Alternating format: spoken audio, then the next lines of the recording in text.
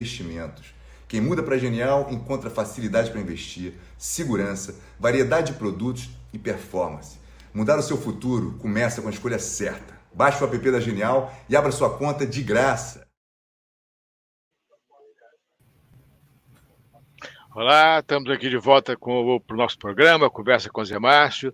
Hoje temos aqui conosco o Alfredo Bini, que é o economista da Capital Investimentos. Olá, boa tarde, Alfredo, tudo bem? Tudo bem, Zé Márcio? Tudo ótimo. Bem. Vamos falar um pouquinho aqui sobre... Hoje é um dia interessante, porque ontem teve muita volatilidade nos mercados, hoje também está tendo alguma volatilidade, quer dizer, temos aí um novo governo, algumas coisas estão acontecendo. Como é que você está vendo aí o cenário, Alfredo? Como é que vocês estão vendo aí o cenário do novo governo? Como é que você viu aí o que aconteceu ontem? Como é que você acha, quer dizer, que isso vai se desenrolar a partir de agora? Tá, bom, ontem foi um balde de água fria, né? Eu acho que, além da discussão que já não andava muito boa, o Lula apareceu aí dando várias declarações, né? Uma atrás da outra, uma sequência de headlines aí para Bloomberg Broadcast que foram muito na direção, vamos dizer, da nova matriz econômica, né? Que foi a raiz do desastre brasileiro, da pior recessão que o Brasil já sofreu. E eu vendo aqui o programa teu, Zé Márcio, eu lembro que você falou, acho que há umas 2 semanas atrás, se não me engano, talvez tenha sido com o Zé Carvalho, que você via a possibilidade do Bolsonaro ganhar, né? Porque foi antes da eleição, mas se o Lula ganhasse, seria um Lula ruim, né? E eu tinha uma visão de que o Meirelles não era o ministro mais provável, né? E eu, assim, olhando o fundamento das coisas, assim, eu também não tinha muito otimismo aí com o novo governo. Até no começo da semana estava pensando em política fiscal, pensando até no que eu ia falar aqui na conversa com você. E minha preocupação era explicar um pouco esse otimismo que o mercado estava tendo até algum tempo atrás, né? Então, esse problema de explicar o mercado andando um pouco na direção contrária ao que eu esperava, infelizmente eu não tenho mais, né? Mas eu acho assim, para mim, além das declarações, né, que são, dizer, um pouco mais subjetivas, é difícil dar um peso muito grande, talvez o Lula veja o movimento do mercado e possa voltar atrás. Eu acho que tem algumas coisas que me fazem não ser muito otimistas com política fiscal hoje. Um é que existe um ajuste fiscal relevante que o país tem que fazer. A gente pode entrar um pouco mais no detalhe aí, mas eu acho que é coisa da ordem de 3% do PIB, mais ou menos, para estabilizar a dívida. O segundo fator, eu diria que o Lula nunca fez um ajuste fiscal desse tamanho. Ele não teve uma política fiscal na direção da responsabilidade no governo dele, na minha opinião, mas talvez divirja da opinião de algumas pessoas por aí. E por último, são os sinais mais objetivos que a gente tem visto com relação ao orçamento do ano que vem, que propõe uma despesa maior ainda do que acho que as pessoas esperavam, né? Então, a gente pode, se me permitir, eu posso falar um pouquinho de cada um desses pontos, né? E assim, o ajuste fiscal, como é que eu faço a conta, né? Que é o primeiro ponto. A gente faz uma conta de dinâmica de dívida, né? Comum aí no mercado. Isso depende de várias hipóteses, de hipótese de juros real de equilíbrio, hipótese de crescimento potencial. Então, obviamente, diverge aí. Os resultados divergem conforme você muda as hipóteses, mas a conta que eu faço aqui era mais ou menos assim: a gente tinha uma situação catastrófica lá 6 anos atrás, veio melhorando, uma série de reformas que você ressaltou aí, defendeu ao longo desses últimos anos, e a gente veio chegando perto da sustentabilidade fiscal. Então, o orçamento original desse ano, né, de 2022, ele teria deixado, na minha conta, óbvio, com todas essas ressalvas que eu fiz, em cerca de 1%, né, do ajuste. Faltava 1% só do PIB de ajuste, mais ou menos, né? Para a gente colocar a dívida numa trajetória sustentável. Então, a gente estava chegando perto, aí o Bolsonaro, no ano de eleição, fez uma expansão significativa, né? Acho que aqui no seu programa também já foi falado disso, né? E aí, na minha conta, foi uma expansão que é equivalente a 3,5% do PIB. Não é que ele gastou isso em 2022, mas é que se você pegar os programas e anualizar, deixar eles válidos por todos. E redução de impostos também, né? Aumento de despesa e redução de ICMS, PIS/COFINS, basicamente, né? E a minha conta é que pelo menos 2% disso se perenize. Então, tinha 1% do PIB, fomos para 3% de ajuste necessário, dificulta bem a situação, né? O segundo ponto é que, assim, o Lula, quando entrou, ele não teve esse problema em 2003. A situação era bem diferente naquela época, né? O problema fiscal brasileiro era uma taxa de juros alta, prêmio de risco alto e dolarização da dívida pública, né? Esses dois problemas, eles meio que se resolviam, pelo menos melhoravam muito, só com o Lula não fazendo besteira, ou com o Lula dando a carta aos brasileiros. Mas o primário estava ajustado. O primário, em 2002, era acima de 3% já do setor público. E aí uma conta que eu gosto de fazer é a seguinte: a gente pega o primário, tira as coisas não recorrentes, né, os truques contábeis, e ajusta ao ciclo. Eu faço a conta aqui, mas tem outras casas que fazem, o próprio FMI faz uma conta parecida, e aí o que a gente vê é que ao longo do governo, no primeiro ano do governo Lula, melhorou um pouco o primário, esse ajustado ao ciclo, que tira da conta, vamos dizer, a sorte toda que ele teve com a alta de preço de commodity, o mundo crescendo, China entrando no OMC e assim vai. E depois dessa melhora inicial, só piora, assim. No fim, ele entrega um superávit do governo federal ajustado ao ciclo de 0 ou negativo, no fim do governo dele em 2010. Quer dizer, ele começou fazendo coisa certa, né? Você te olha os programas que ele fez de fiscal no primeiro ano, de fato, teve um ajuste, né? Teve elevação de impostos, se não me engano, de PIS/COFINS, teve algum controle de despesa de funcionário, né, despesa real, né, basicamente segurou o salário e a inflação que foi alta, comeu, aprovou reforma de previdência para novos servidores, então teve, vamos dizer, uma política fiscal caminhando na direção de um superávit um pouco melhor. Daí para frente foi tudo ao contrário, foi mais salário mínimo que impacta conta da previdência, não só salário mínimo, elevação real, mas acima da produtividade, né? Quer dizer, não era sustentável aquilo lá por muito tempo. Aumentou o número de servidores e salário real, gastos com transferências e programas sociais, investimentos, enfim, foi tudo na direção de um maior déficit fiscal, fora o parafiscal, né? Se a gente pensar que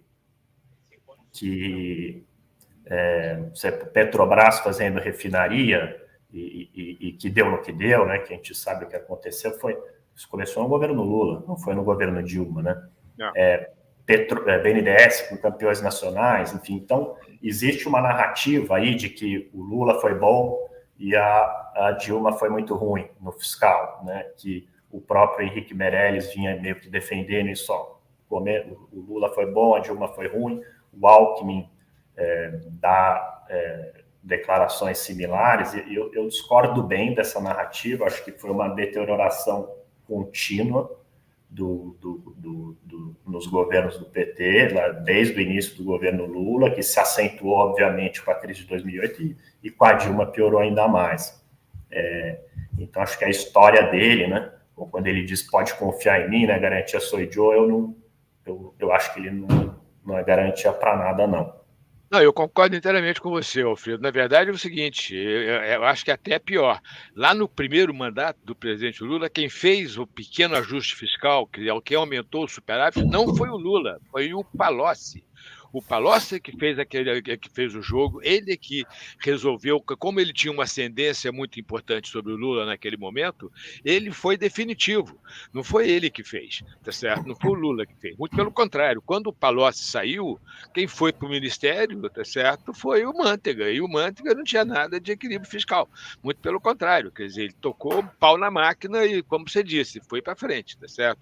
Um outro ponto importante, que eu tenho alguma coisa que eu tenho falado que eu acho que é muito importante, é o seguinte, quer dizer, o PT, como partido, não acredita nesse negócio de reformas para gerar crescimento.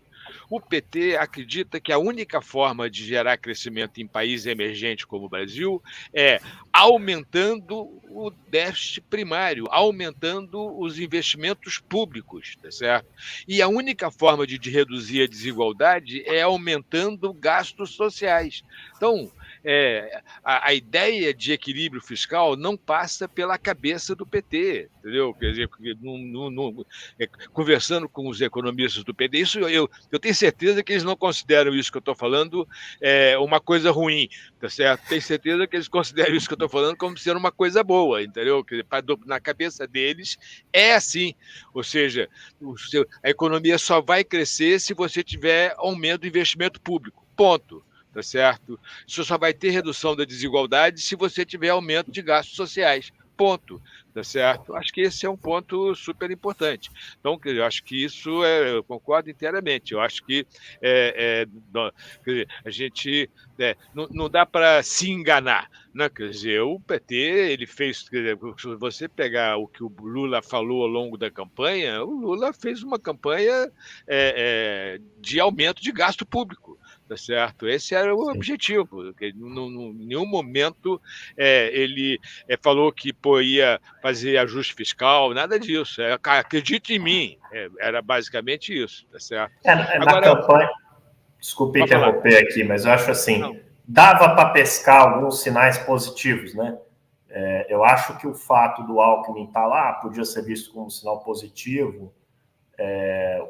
Eu acho que tem gente no PT que defendia que a eleição foi muito apertada, né?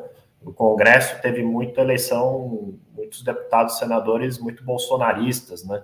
Foram eleitos, então ele vai ter uma vida um pouco mais dura e acho que tem muita gente no PT que pensava que sem o apoio de pessoas tipo Simone Tebet, Marina Silva, economistas que não votariam no PT, juristas, enfim, e que isso levaria o Lula um pouco mais ao centro. Uma teoria razoável, eu acho, né?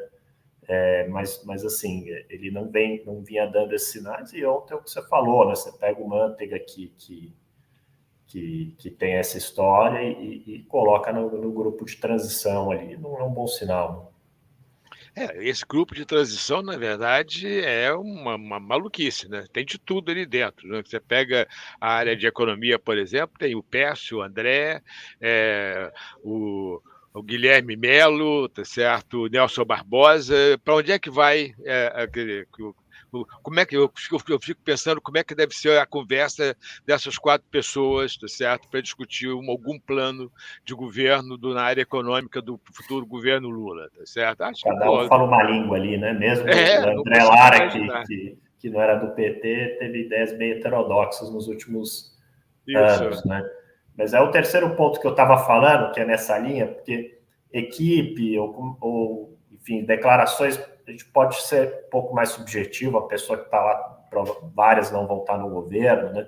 Agora, tem um sinal mais objetivo aí, que é como é que ele vai tratar o orçamento de 2023, né? Que o Peloa foi mandado pelo Bolsonaro sem o auxílio de 600, e aí tem essa discussão do que o Lula vai fazer, e acho que as notícias aí são um pouco mais objetivas. E aí o que a gente tinha já durante essa semana, acho que são 2 ideias que estão na mesa aí, né? Uma é aprovar o chamado waiver de 175 bilhões, né? Que não é um waiver, né? Eu ia falar exatamente isso, né? Acho que o próprio Pécio já deu essa crítica, assim, não é um waiver, é um aumento permanente de despesas, muito provavelmente. Até se fosse aumento do pé direito do teto. É um aumento do pé direito do teto. Não dá para voltar atrás, pô. E esse 175 bi, na minha conta aqui, né, baseando no meu cenário, meu cenário já tem o auxílio de 600, né, porque eu acho muito provável. Agora, o resto das ideias que estão rolando por aí, não. Então, você precisa usar desse 175 bi, uns 20 e tantos, para recalcular o teto, porque a inflação foi menor, né, provavelmente vai ser um pouco menor do que se esperava quando fizeram o orçamento. Tem 50 bi para bancar o auxílio de 600, né, os 200 extra, e sobra os 90 bi, conta aproximada aqui, e é quase 1% do PIB. Então, a gente está falando, com relação ao que eu tenho no meu cenário, gastar ainda mais 1% do PIB. Esse é um caminho. Outro caminho que está na mídia é tirar o auxílio do teto. Aí você tira 100 bi, né, que é o que tem hoje de auxílio no orçamento, abre 100 bi de despesa, gasta o auxílio, esse 100 bi mais sei lá quantos por fora do teto, né, porque o Lula, além dos 600 que custa 50 bi, tem mais 18 bi, se não me engano, da nova proposta que ele fez de R$150 por filho. Então, isso dá um aumento com relação ao que espero de mais de 1% do PIB. Enfim, a gente não sabe exatamente qual o caminho, mas olha a situação que a gente está. Assim, a gente estava caminhando em direção à sustentabilidade. Aí, não é culpa do Lula, é culpa do Bolsonaro, a gente se afastou de 1%, né? Nos meus números aproximados aqui, faltava 1% para o ajuste, fomos para 3%. Aí o Lula, antes de entrar, já fala, não, eu quero um a mais.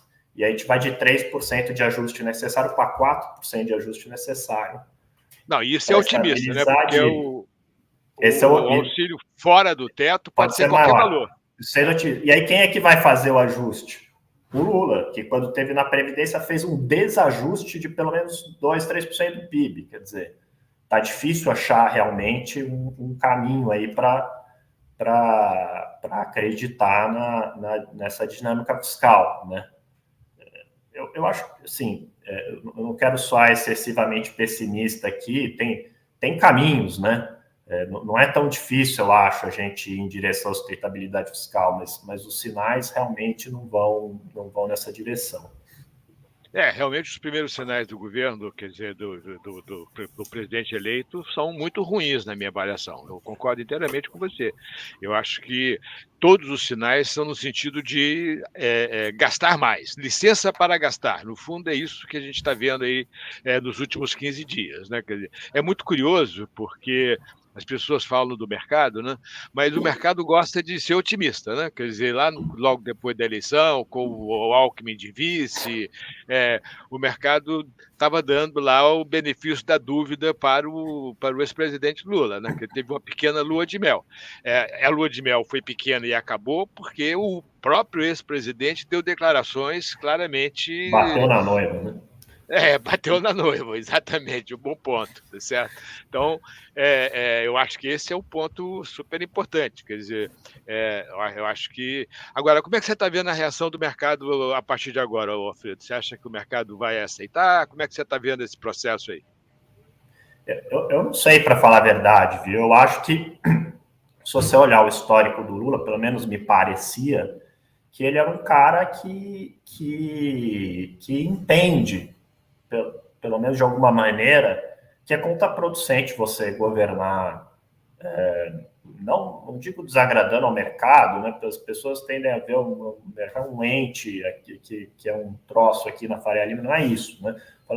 Governar com preços ruins não é bom, né? Eu acho que ele tem na cabeça dele que se a bolsa cai, o empresário não vai contratar, se os juros longos sobem, isso dificulta o investimento, e se o dólar não para de desvalorizar, se gera inflação, é ruim para a popularidade. Acho que ele tem ali, pelo menos implicitamente, essa percepção. É um cara, é um político, né?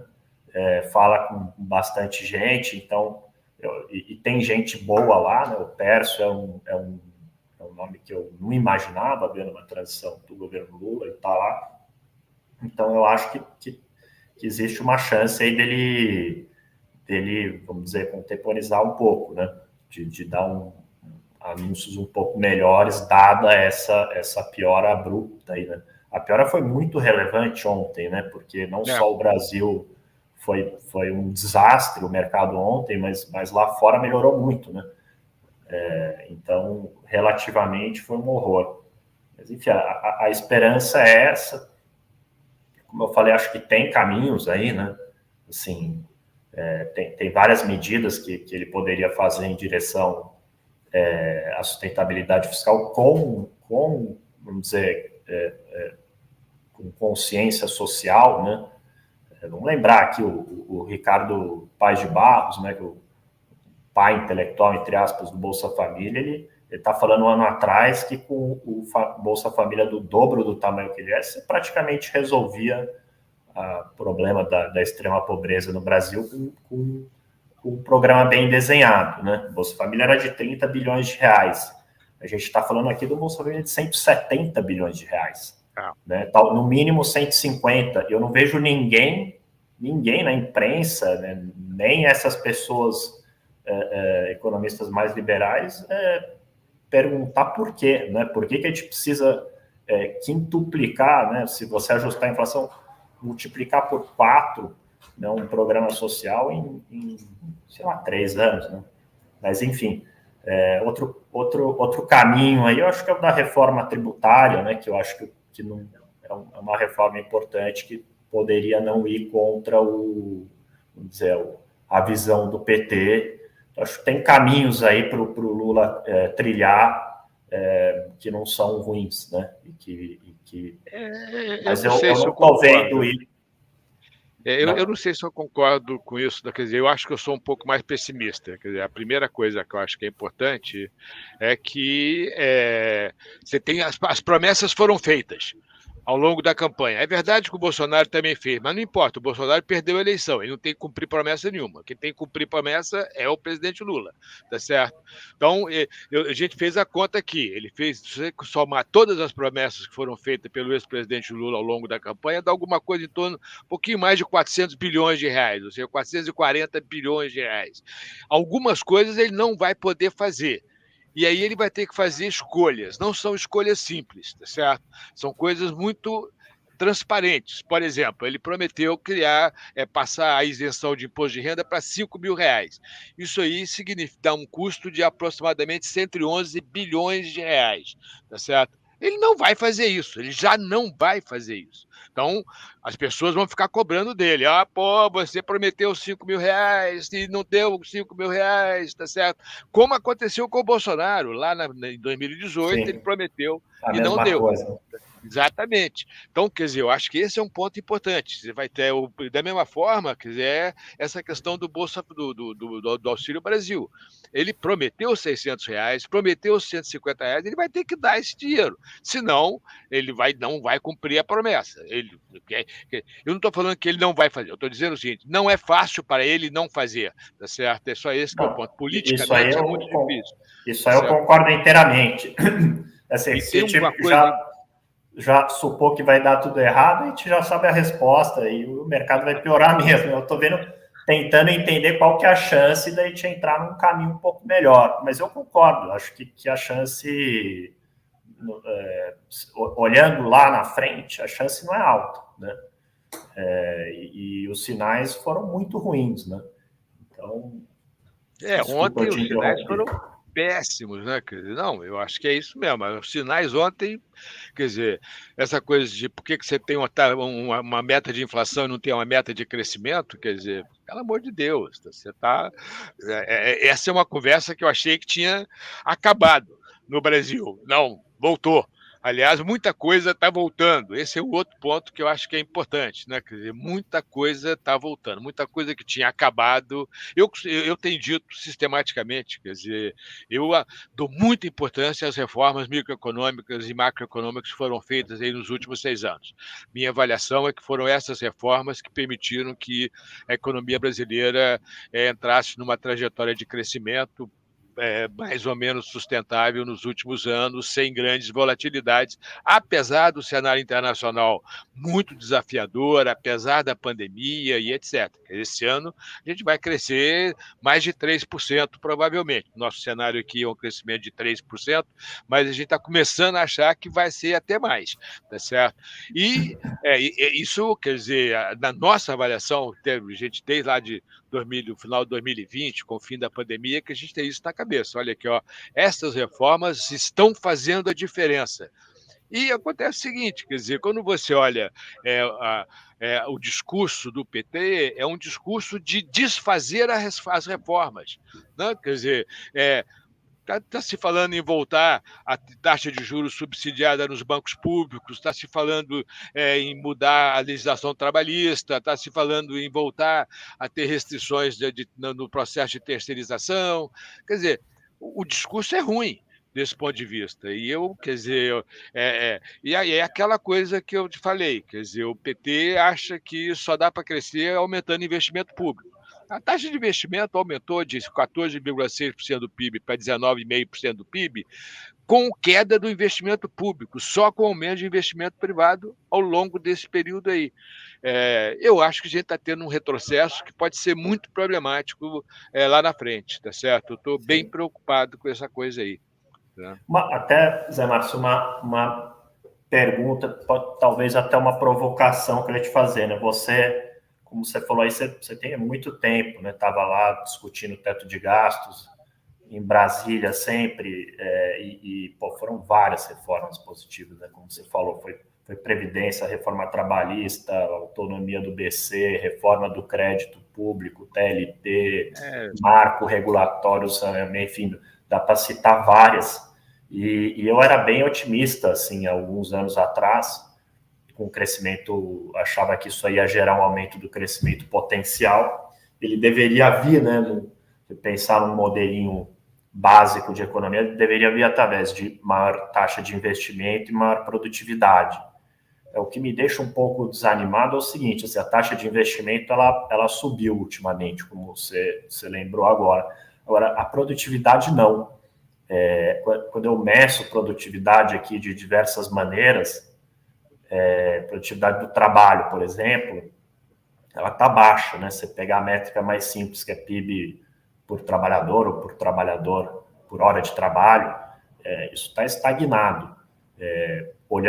Mesmo olhando setorialmente, né? Porque poderia ser algum problema de composição por conta da pandemia, eu não vejo nada muito melhor. Ou quando a gente faz aquela conta de produtividade total dos fatores, que aí inclui a utilização do capital, né? Assim, a produtividade hoje que eu calculo está no mesmo nível de 2006. Ou seja, são uma década e meia de estagnação, né? Essa mesma métrica nos Estados Unidos, por exemplo, cresce 1% ao ano, né? Mais ou menos. Então, assim, eu fico muito desanimado, porque eu não quero desincentivar reformas, nem dizer que não foram importantes. Eu acho que foram todas essas aí que eu citei no caminho certo. Agora, eu fico um pouco até triste de ver, ou curioso, né? Por que não foi melhor, né? Por que a produtividade está estagnada? Eu acho o seguinte, que a minha avaliação, tá certo? A gente tem tentado olhar essa questão aqui, mais ou menos, tal.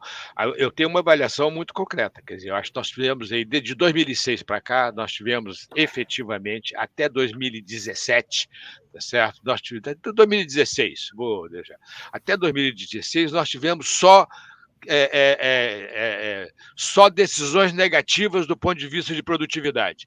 A produtividade estava em trajetória de queda claramente até 2016, tá certo? E muito fortemente, né? Quer dizer, investimento do Estado, toda a má alocação de recursos, essa questão, por exemplo, das refinarias da Petrobras, você gastou uma baba de dinheiro e não produziu nada, tá certo? Você jogou dinheiro no lixo, né? Quer dizer, teve muito roubo, é verdade, tá certo? Mas teve, Itaboraí está aí, tá certo? O roubo também não ajuda muito a produtividade. Não ajuda muito, né? Quer dizer, então, eu acho que teve uma redução de produtividade super importante aí que teve que ser retomado.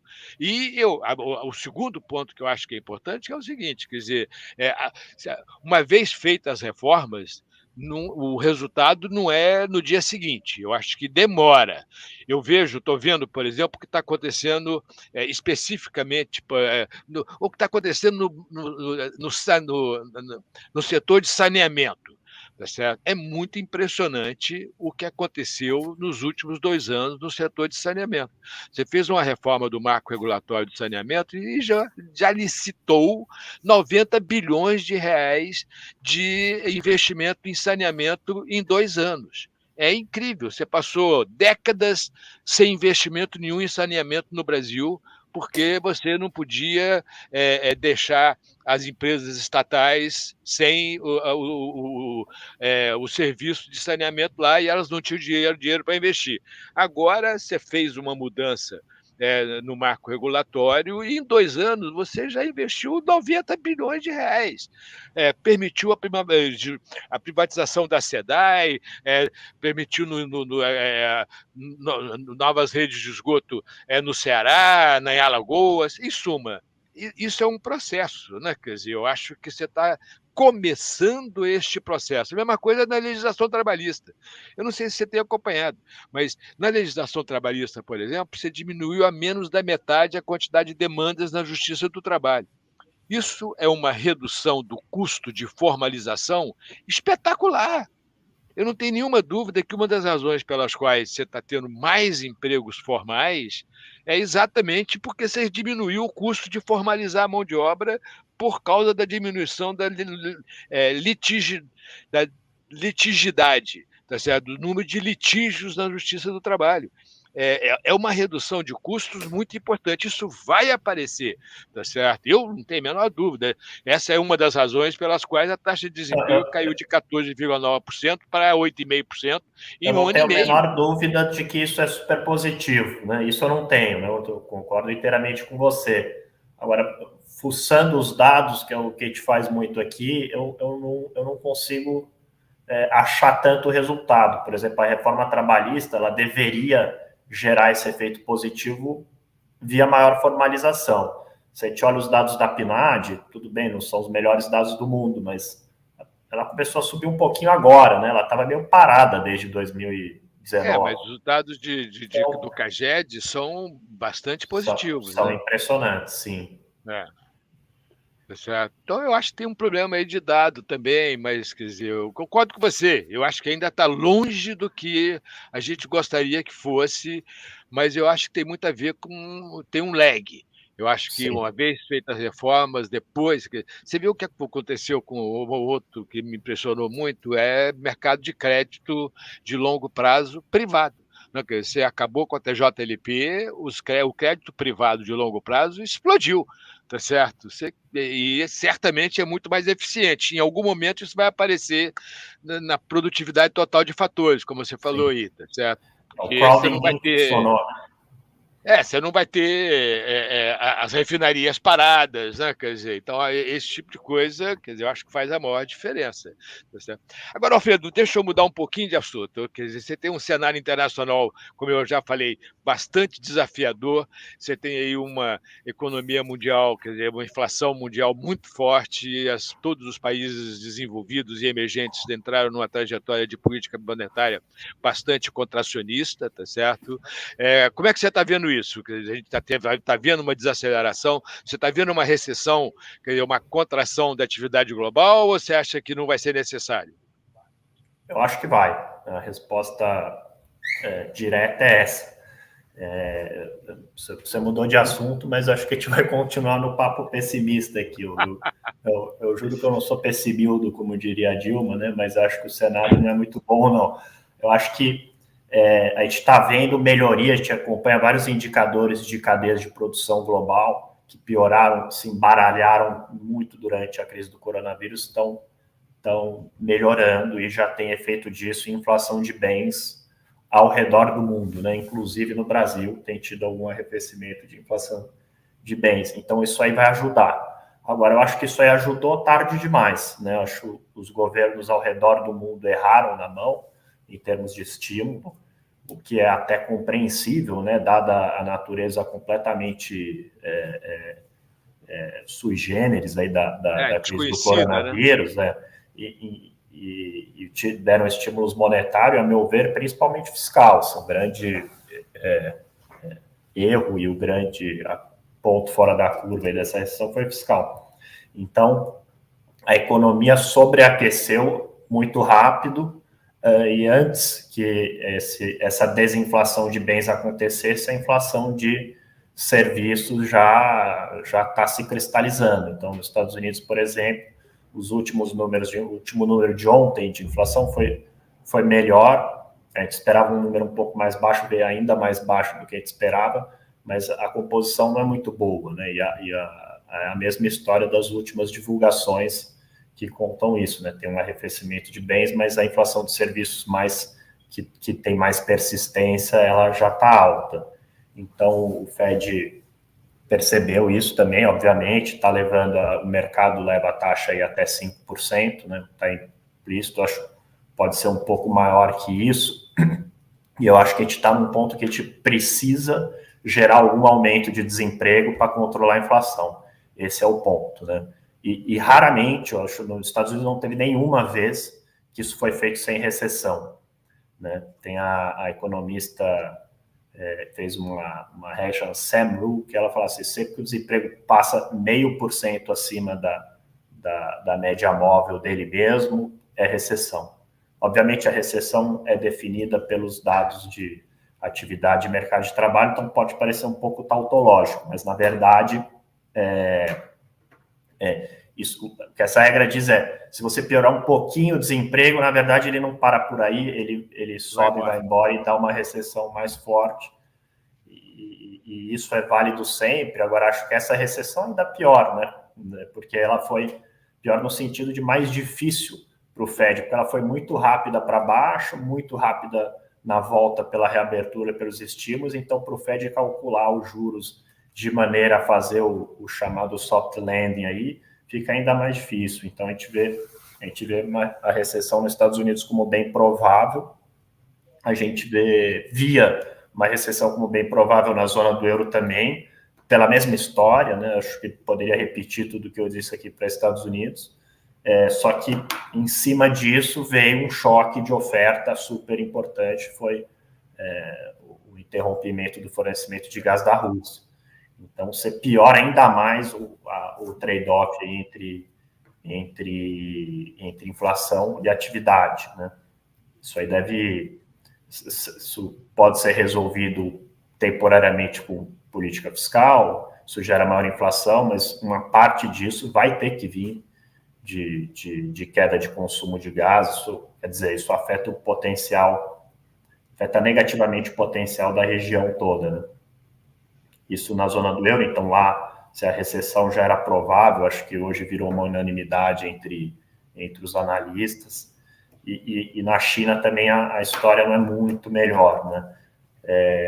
Ou se bobear até pior, né? A gente tem uma tempestade perfeita lá, uma conjunção de fatores, eu diria assim, alguns fatores estruturais, outros conjunturais, né? De estrutural, a gente tem o governo cada vez menos liberal, vamos chamar assim, né? Fazendo a história de crescimento de produtividade na China era uma história de progressiva liberalização dos setores, na minha opinião. Isso foi interrompido há muito tempo atrás, né? Um fator antigo, mas que está aí. Tem o chamado decoupling, que é outro fator estrutural, né? Que são várias políticas dos países ocidentais em se afastar da China, desde do trade war do Donald Trump, né? Mas isso tem se intensificado até recentemente, principalmente setores de TI.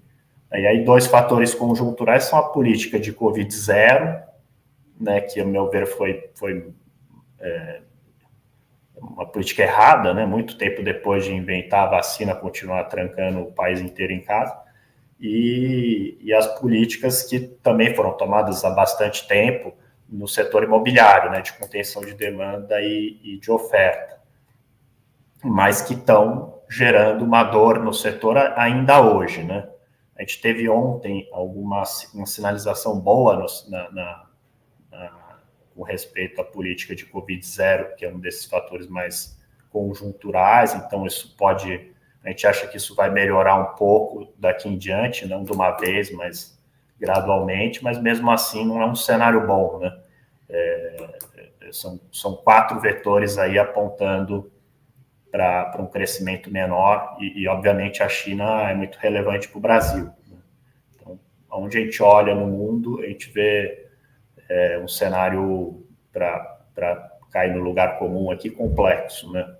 Eu acho que isso implica que o ano de 2023 para o Brasil vai ser muito pior do que foi o de 2022, né? Que foi um ano difícil, mas que não teve recessão e teve, no meio do ano, uma alta de preço de commodity que nos beneficiou. Agora, acho que a história é muito pior. A gente tem um cenário parecido com o seu, muito parecido, na verdade. A minha única preocupação adicional é na questão da China. Eu tenho um pouco a sensação de que a China está num momento complicado do ponto de vista de crescimento. Quer dizer, você teve a China vem em 40 anos de taxa de crescimento muito alta, com taxa de investimento muito alta, né? Quer dizer, você tem taxas de investimento aí de 40% do PIB e continua vindo com taxa de investimento de 40% do PIB. E, ao mesmo tempo, quer dizer, ainda que as taxas de investimento não tenham caído, elas estão gerando muito menos crescimento do que antes. Então, você Sim. tem aí uma redução da produtividade marginal do capital, parece mais ou menos clara, tá certo?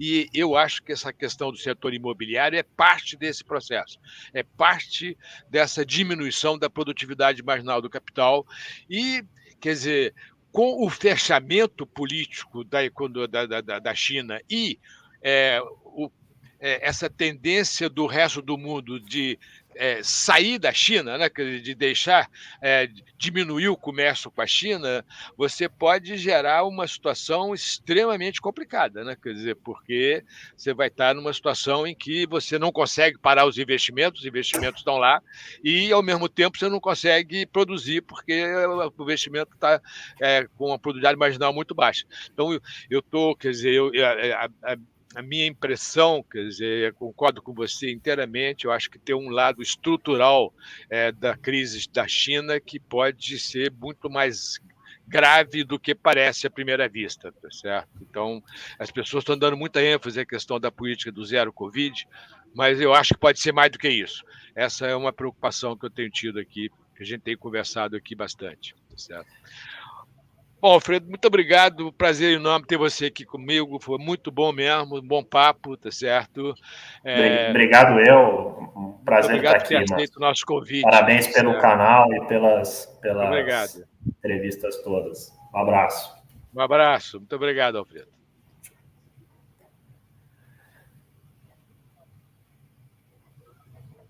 A Genial é a plataforma que eu escolhi para investir.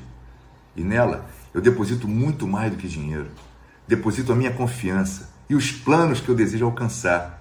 Bom, isso porque a Genial reúne em um só lugar tudo o que o investidor precisa.